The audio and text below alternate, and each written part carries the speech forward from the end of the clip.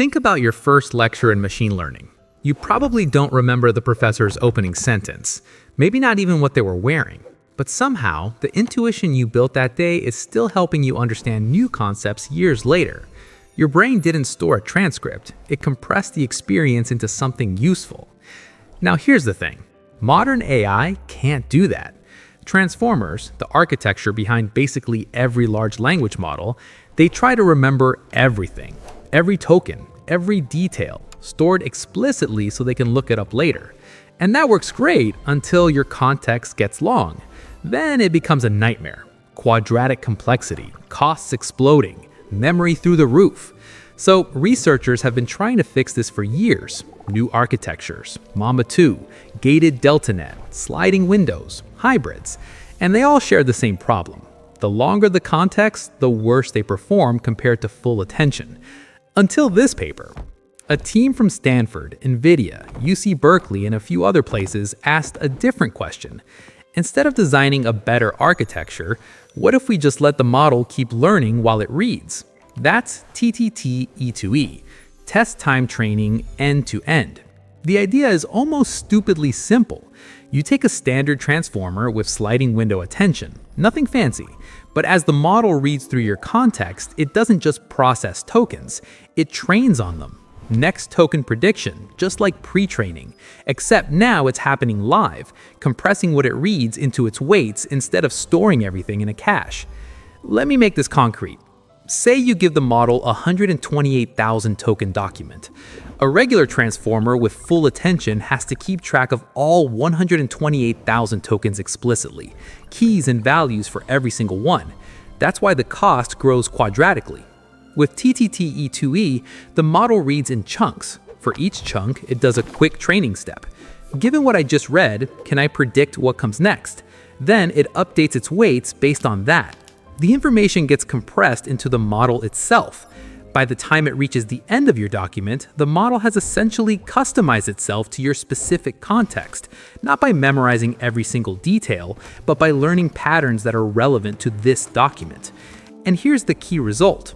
It scales with context length the same way full attention does, getting better as context gets longer, while having constant inference cost per token, like an RNN. At 128,000 context, it's 2.7 times faster than full attention. But there's a catch. If you just do naive test time training, updating the model on each chunk as you go, it doesn't work that well. The model wasn't prepared for this. It was trained to be good out of the box, not to be good after being updated. This is where the end-to-end part comes in. During pre-training, they don't just optimize the model's immediate performance.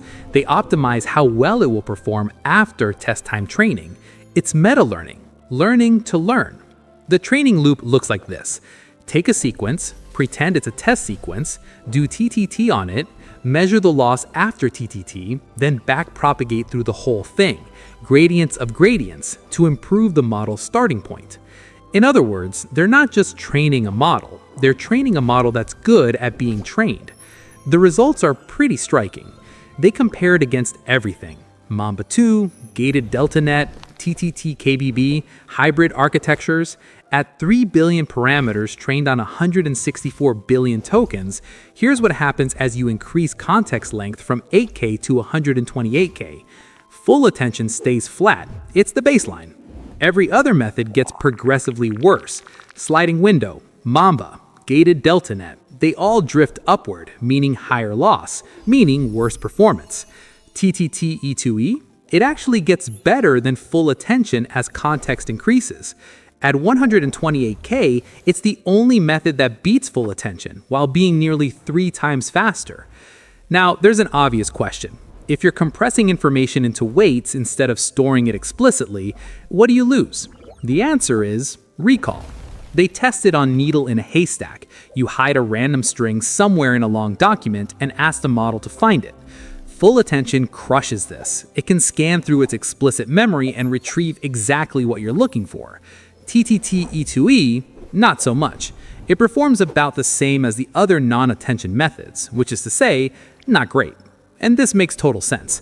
The whole point of compression is that you lose details. You keep the patterns, the intuition, the gist, but not every specific fact.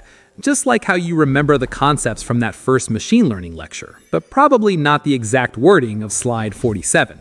So this isn't a replacement for full attention in every scenario. It's a different trade-off. If you need to find a specific needle in a haystack, full attention is still your friend. But if you need to understand and reason over a very long document, TTTE2E might be what you want. There's something conceptually interesting happening here that goes beyond the benchmarks.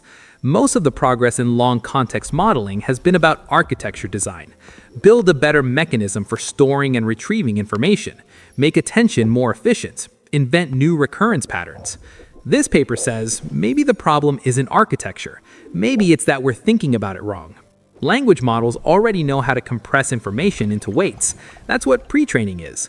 Trillions of tokens compressed into a few billion parameters. So why do we suddenly switch to explicit storage at test time? TTTE2E treats long context modeling as a continual learning problem. The model keeps learning throughout its entire lifetime, not just during training. And when you think about it that way, a lot of things click into place. If you're the kind of person who finds papers like this interesting, subscribing would mean a lot. There's more coming. A few things the paper doesn't fully solve. Training is slow. Because you're computing gradients of gradients, the meta-learning loop is expensive. At 8K context, TTTE2E is 3.4 times slower to train than full attention. They suggest initializing from a pre-trained transformer to reduce this cost, but they leave that for future work. There's also the question of how this interacts with instruction tuning and RLHF. All their experiments are on base models doing next token prediction. What happens when you add the other training stages that make models actually useful? Unknown. And finally, how far can you push it?